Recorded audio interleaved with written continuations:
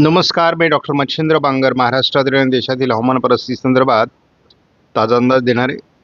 Monsoon पुढे सरकतोय, पूर्व भारताकडूनही सरकतोय आणि पश्चिम भारताच्या दिशेने देखील सरकतोय.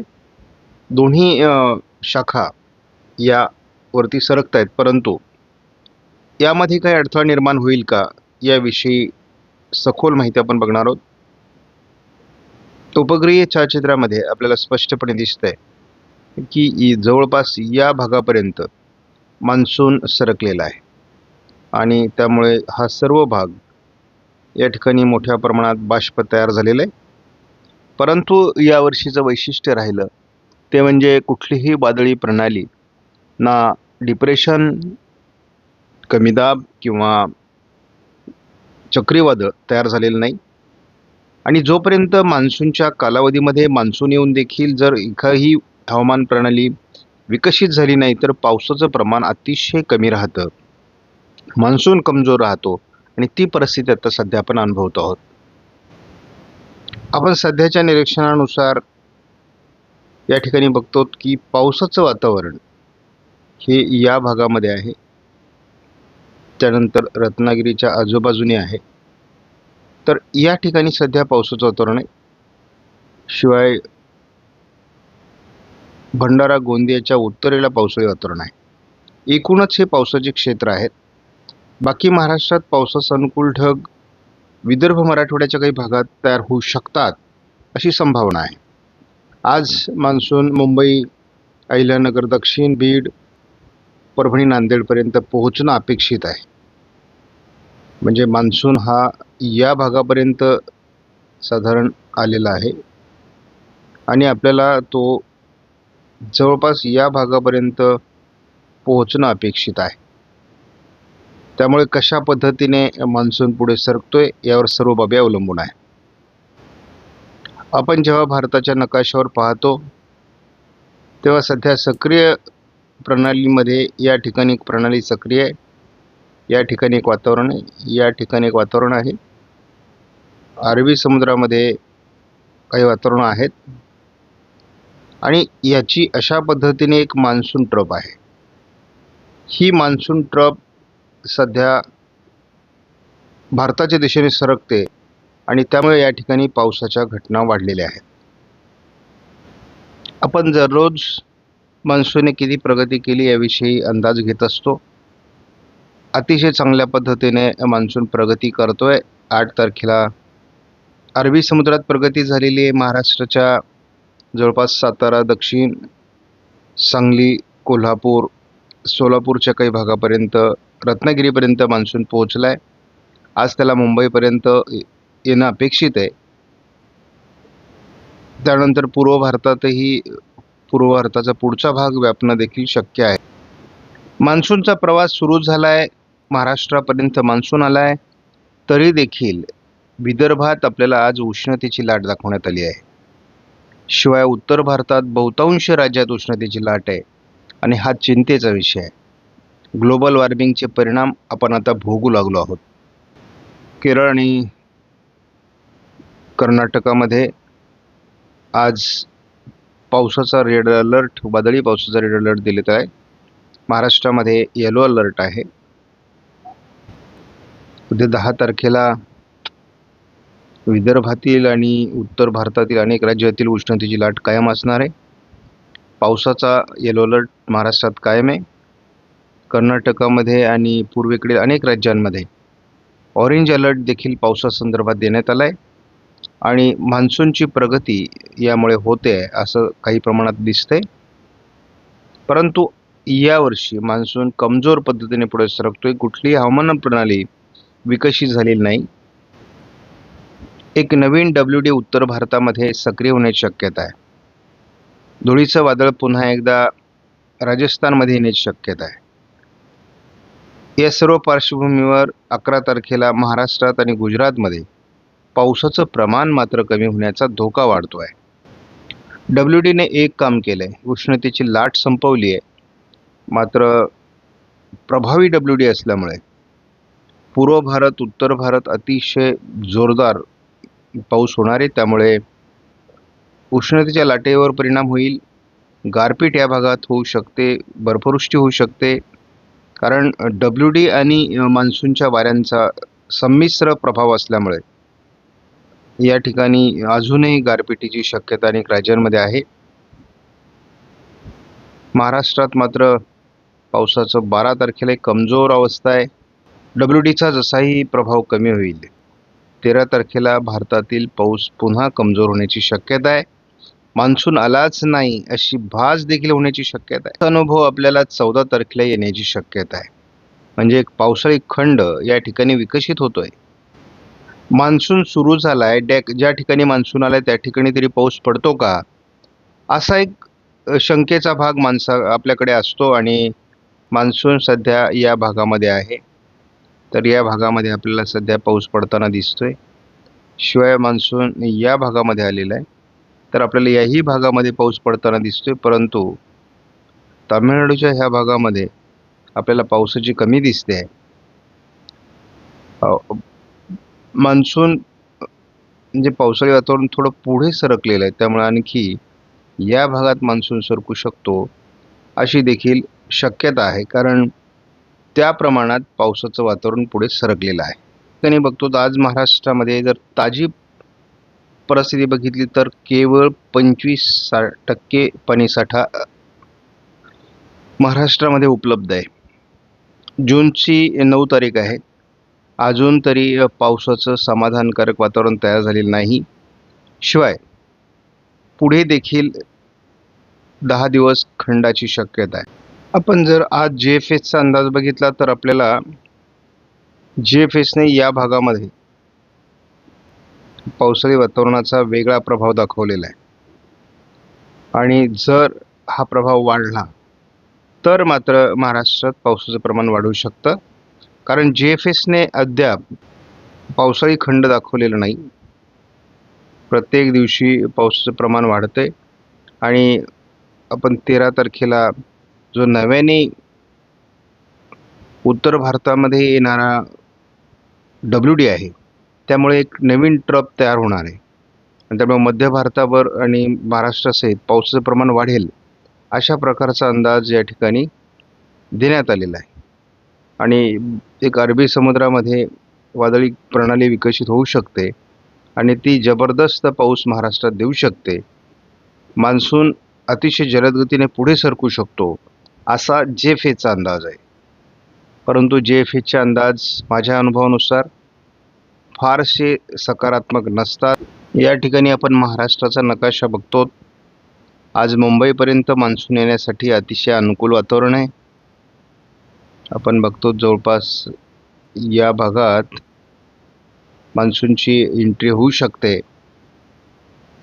किंवा अगदी पावसाचं प्रमाण या भागात वाढू शकतं. अद्याप मुंबईत पावसाला सुरुवात झालेली नाही आणि ते होणं अपेक्षित आहे.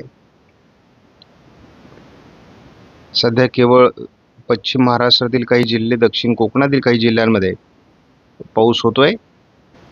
जसे आपण 10 तारखेकडे जातो तसं पावसाचं प्रमाण कमी होताना ECMWF मॉडेल दाखवतंय. थोडं पूर्व विदर्भात पाऊस आहे आणि या भागामध्ये थोडा आपल्याला पाऊस दिसतोय. मात्र बहुतांश भाग महाराष्ट्राचा कोरडा आहे. 11 तारखेला आपण बघतो मुंबईच्या आजूबाजूने आलेला मान्सून मात्र महाराष्ट्र कोरडा होण्याची शक्यता आहे. या बाजूने थोडं पावसाळी क्षेत्र असण्याची शक्यता विदर्भामध्ये आहे. या ठिकाणी थोडं पावसाळी क्षेत्र असण्याची शक्यता आहे. परंतु कुठल्याही एका मॉडेलचा प्रभाव हा हवामानावर नसतो. जेव्हा एक मान्सूनची शाखा कमजोर होते तेव्हा दुसरी मान्सूनची शाखा प्रभावी होण्याची देखील शक्यता असते. या सर्व हवामानातल्या गोष्टी आहेत. आता आपल्याला एक बदल असा दिसतो की 12 तारखेला पश्चिम मान्सून शाखाऐवजी पूर्व शाखेचा प्रभाव ह्या महाराष्ट्राच्या वातावरणावर पडताना दिसतोय. आपण 13 तारखेला बघतो ढगाळ परिस्थिती वाढते. पुन्हा एकदा मुंबईच्या दिशेने पावसाळी वातावरण वाढतंय. या विदर्भातील काही भागात पावसाची अनुकूल स्थिती निर्माण होते. थोडी पश्चिम महाराष्ट्रात पावसाळी परिस्थिती निर्माण होते. 14 तारखेला अतिशय चांगलं पावसाळी वातावरण विदर्भात असण्याची, पूर्व विदर्भात असण्याची शक्यता आहे.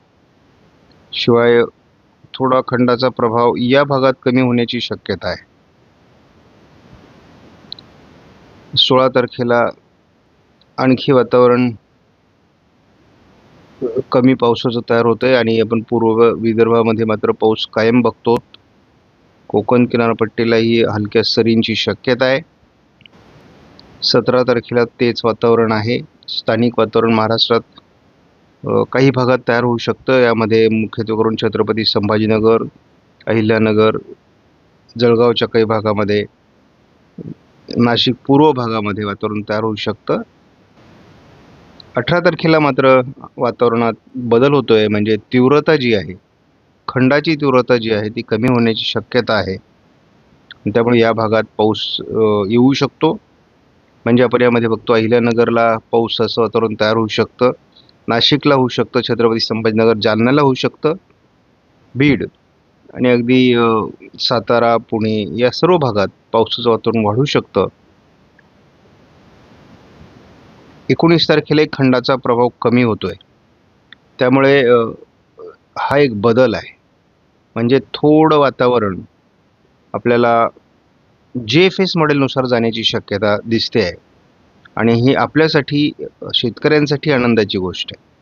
म्हणजे हा खंडाचा प्रभाव कमी होतोय आणि या ठिकाणी सुद्धा पावसाळी वातावरण तयार होतंय. त्यामुळे जो एक आपल्याला कंटिन्युअस 20 तारखेपर्यंत खंड दिसतोय तो मात्र कमी होण्याची शक्यता आहे आणि असं झालं तर मात्र मान्सून महाराष्ट्रातून पुढे सरकेल. यातून पेरणीयोग्य पावसाचं वातावरण अजून तरी महाराष्ट्रात दिसत नाही. 19ला महाराष्ट्र मान्सून ओलांडू शकतो पश्चिमी शाखेकडून आणि त्यामुळे स्थानिक वातावरण महाराष्ट्रामध्ये चांगलं राहील. हलक्या पावसानेच आपल्याला पेरण्या कराव्या लागतील की काय, अशी थोडी परिस्थिती आहे. एक समाधानाची गोष्ट या ठिकाणी एक आहे, ती म्हणजे जो काही कडकडीत खंड मॉडेल दाखवत होतं ते मात्र आता दाखवत नाही आहे आणि ही एक सकारात्मक बदल आहे. संपूर्ण कोकणामध्ये चांगल्या पावसाचं वातावरण आहे, परंतु या भागामध्ये आपल्याला जर आपण आता पावसाचं प्रमाण बघितलं तर फारसं समाधानकारक नाही आहे. मग या वातावरणात बदल कधी होईल? तर जवळपास आपल्याला 21 तारखेपर्यंत या भागात पावसाचं चांगलं प्रमाण वाढताना दिसते. म्हणजे अहिल्यानगरचा बराच भाग यामध्ये येतोय, नाशिकचा काही भाग येतोय, अगदी धुळे नंदुरबारपर्यंत परिस्थिती सुधारते आहे. परंतु विदर्भ मराठवाड्याचा बराच भाग कमी पावसाचा राहणार आहे. आपण 22 तारखेला जेव्हा बघतो तेव्हा आपल्याला आनंदाची गोष्ट ही आहे की मान्सून पश्चिमी शाखेने सुद्धा पुढे सरकणार आहे. त्यामुळे जून मध्येच मान्सून अगदी 20-22 तारखेपर्यंतच महाराष्ट्र ओलांडेल अशी आता परिस्थिती निर्माण झाली आणि 22-23 तारखेला अतिशय चांगला पाऊस आपल्याला अहिल्यानगर, बीड, लातूर, धाराशिवपर्यंत दिसणार आहे. पूर्व विदर्भातील काही जिल्ह्यांमध्ये दिसणार आहे. कोकणात तीव्र पावसाचे प्रभाव निर्माण होणार आहे. पहिलं विशाखापट्टणमच्या दरम्यान एक कमी दाबाचं क्षेत्र विकसित होईल, जे महाराष्ट्राचा प्रश्न मिटवण्यास आपल्याला बऱ्याच प्रमाणात मदत करेल असा आपला प्राथमिक अंदाज आहे. या ठिकाणी बघतो की हे कमी पावसाचं क्षेत्र जे आहे हे क्षेत्र आणखी कमी होत आहे, म्हणजे धोका टळतोय आणि आपल्याला चांगल्या पद्धतीने मान्सून जर आणखी सक्रिय झाला तर मात्र या ठिकाणचा धोका टळेल. परंतु पेरणीयोग्य पावसाकरता या भागाला अजून बरीच प्रतीक्षा करावी लागेल की JFS नुसार जर पावसाचं वातावरण तयार झालं आणि ISMWF मॉडेलनुसार झालं नाही तर आपल्याला त्याचा प्रभाव बऱ्यापैकी फायदा होईल.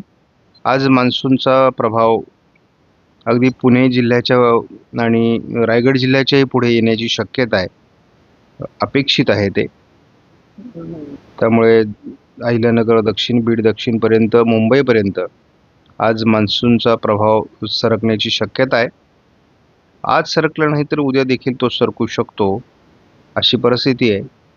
मात्र आपल्याला या मॉडेलने थोडा खंडाचा प्रभाव जो आहे तो अजून कायम दाखवलेला आहे. 11 तारखेपासून जो खंड आहे तो या ठिकाणी अजून तरी कायम दाखवला जातोय. पण सुधारणा झाली आहे. कोकणातील पावसाचं प्रमाण वाढतंय. हलकं पावसाळी क्षेत्र बाकी जिल्ह्यांमध्ये वाढण्याची शक्यता आहे. विदर्भच्या पूर्व भागामध्ये हा खंडाचा प्रभाव थोडा कमी होण्याची शक्यता आहे. आपण बघूयात कमजोर मान्सून आपण बघतो जूनमध्ये. यामध्ये सुधारणा होणं अपेक्षित आहे. परंतु बऱ्याच महाराष्ट्राला आपण 18 तारखेपासून पावसात सुधारणा बघतो. अहिल्यानगर, नाशिक, छत्रपती संभाजीनगरपर्यंत, बीडपर्यंत पावसाच्या प्रमाणात सुधारणा होण्याची शक्यता आहे. ती आपल्याला 19 तारखेला काही प्रमाणात जाणवते, 20 तारखेला जाणवते. हलक्या स्वरूपातला पाऊस असेल. मान्सून पुढे सरकण्यास थोडी मदत होईल, परंतु बघूयात काय होतंय. 22 तारखेपासून मात्र वातावरण बदलेल असा अंदाज आहे. आणि पहिल्यांदा 23 तारखेला आपल्याला विदर्भाच्या दिशेने देखील आणि पश्चिम म्हणजे अरबी समुद्राच्या दिशेने देखील वातावरण बदलताना दिसते. या ठिकाणी एक चक्राकार स्थिती आपल्याला निर्माण होताना दिसते. आपण बघतो या पद्धतीने तिचा प्रभाव आहे आणि ही विदर्भ मराठवाड्याला जीवदान देऊ शकते असा अंदाज आहे. आपणास व्हिडिओमधील माहिती महत्त्वपूर्ण वाटल्यास लाईक करा, शेअर करा, चॅनलला सबस्क्राईब करा. धन्यवाद. जय हिंद, जय महाराष्ट्र, जय बळीराजा.